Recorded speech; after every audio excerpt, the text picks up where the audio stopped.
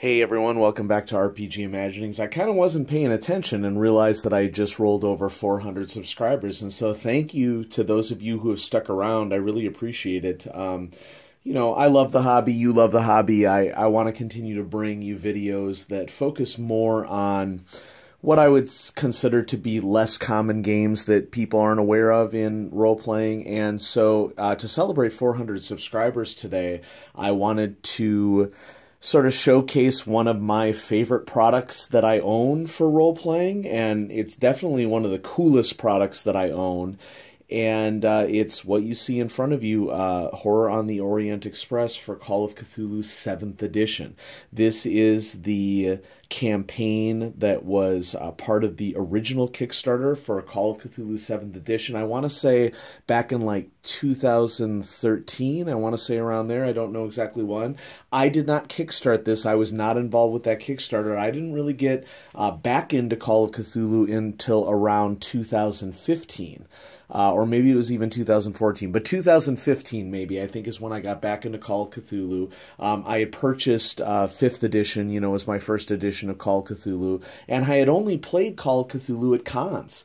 I hadn't actually run Call of Cthulhu myself. I didn't actually play Call of Cthulhu in a role-playing group, and it's only very recently that I now am very grateful to have a regular Call of Cthulhu role-playing group that we just did our 24th session, which for adults who have jobs and lives, running 24 sessions of a game is pretty amazing, and I don't take that for granted. And so shout out to my group because you all are awesome, and I really appreciate all the fun times that we've had together. And so let's dive right into Horror on the Orient Express. This campaign box set, I'm going to tilt this thing. This thing is huge, and you can see that it's a real challenge to even get the box to close once you get it open. But as we delve into this, I think that you're going to see why this is probably the coolest role-playing product that I own. Retails for $120 USD.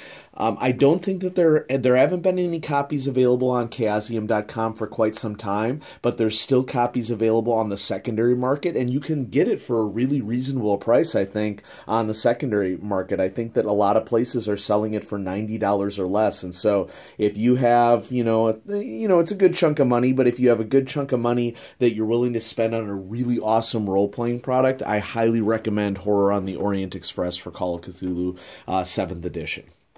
And so what you're going to see here in the box is not necessarily the order that the products are packed in. So right off the top, I have my Le Guide du Voyageur, and of course I'm going to butcher the French on that. I don't really know. This is the Traveler's Companion that sort of highlights the major campaign locations. Horror on the Orient Express follows the route of the actual Orient Express, the Simplon Orient Express from London to Istanbul, or Constantinople, I should say, in the context of this campaign. And this little guide that you get as part of it is a really fun prop for players who play the campaign because it highlights the major sites that you would see with maps of each of them. And this is something that, first class on the Orient Express, you would expect to get, something, maybe not this exact form of a guide, but there are all sorts of perks that you would get as a first class train passenger. And so here's the what's in the box list. Everything that you have displayed, and so if you wanted to pause the video and just read through it, you could feel free to do that. What's really cool about this campaign box set, and what really sets it apart from a lot of campaign box sets for a lot of games, is that this is very much a Call of Cthulhu campaign box set, and I mean that in the best possible way, because a Call of Cthulhu campaign box set is going to come with the sorts of props that you would expect to get for a particular campaign. Recently released was the Call of Cthulhu 7th edition Masks of Nyarlathotep, and the Mask of Nyarlathotep set is largely just the books. You can get a really cool gamer prop set with it for an additional cost. But this is really the only Call of Cthulhu product available for 7th edition that comes with a sizable amount of handouts with it, and that makes it pretty darn unique. And so here we have this bag, manila envelope I get, and it comes with some things that are classic to this campaign box set. So, for example, a box of matches. okay, that this serves as a critical campaign tool. Now, obviously, you can see that there are not actual matches in here because you can't ship a product with actual matches in it. But you can replace the toothpicks that come with this with actual matches if you'd want to. A Simplon Orient Express bumper sticker, okay, which, you know, I should stick this to something. Passports for travel, U.S. Department of State. And if you're looking for some cool additional campaign props, the H.P. Lovecraft Historical Society has really awesome looking passport portfolios that you can buy. But you get a set of documents that look like realistic passports, postcards, Orient Express from Constantinople, Orient Express from Paris. And then here's some additional little stickers that you get as part of it that, you know, the idea behind it is that back in the 20s you would stick these stickers to your luggage to indicate that you've been to particular places. And so you get one of the Simplon Orient Express, Constantinople, Arkham, which is a nice little addition, and London. And so these little additions to the campaign box set are just really awesome ways to draw your players into everything. And, you know, this just really scratches the surface of it. One of my favorite aspects of this is these locomotive floor plans. You can see that I've marked some of these because a couple years ago I ran for one of my game groups a very condensed version of Horror on the Orient Express that we basically played in one night, in which I just hit up, like, I developed a plot of my own, but I used sort of the framework of the campaign and some of the characters in the campaign to do like a little murder mystery, just like, you know, you would expect from Agatha Christie's Murder on the Orient Express. And so I labeled some of these locations with who was birthed in particular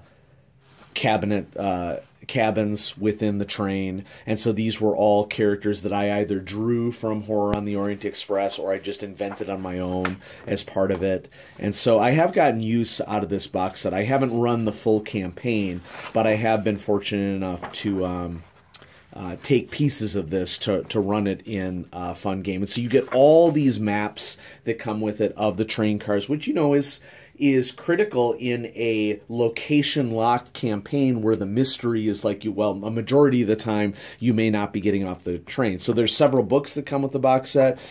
These are in a different style, of course, than most 7th edition books for Call of Cthulhu. They were still sort of finding their feet on the art style and the layout that they wanted.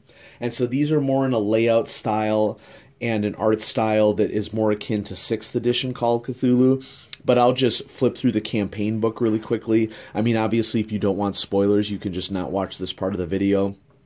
But this is one of the coolest books that comes with a role-playing set that I've ever seen, this campaign book, because this is just rich with just general, fun-to-read information about the history of the Orient Express. And so I have some of my notes as to who's in what berths on the cabins that I was working with when I ran this for my players. So where it stops, how much it costs, you know, various maps with travel times, locomotive maps, train tears and celluloid that Carl T. Ford wrote an article about for this. And so this is one of my favorite books that comes with this set, the campaign book set. We have book 2, which covers all of the travel through the Alps. It's just this huge campaign book that is just chock full of adventures. More recently, Chaosium came out with a... how should I say this? Oh, campaign book that focused, sort of like an extension of a dimension of Horror on the Orient Express. And those of you in the audience who know about Horror on the Orient Express know that I'm referring to the Paris chapter, and there's a particular villain in the campaign that is a well-known villain that Chaosium put out a campaign book just focused on that villain and that villain's history. Book 3, Italy and Beyond, just chock full of great historical information and campaign seeds. You know, the compromise in bringing this to 7th edition is that there wasn't a big update on the artwork or anything for this, but to have this huge campaign available with updated 7th edition stats is just great. And then book 4, Constantinople and Consequences, finishing up the campaign. You know, lots of stuff to explore, characters to meet, situations to encounter. And then this fifth book is basically a big collection of strangers on the train, NPCs that you might use in the book. And I kind of like the style here because it gives like an olden style photograph of them, some game stats for them, and then on the back side is their game stats and some more of their game stats and a place to put, you know, keeper entries. One of the challenges of Horror on the Orient Express is that you really need to keep track of where all the characters are in certain times. There's a whole book here, if I can, you know, work on not wrecking the box while I'm taking it out. There's a whole book just for the handouts. I mean, this is ridiculous. Ridiculous in a good way.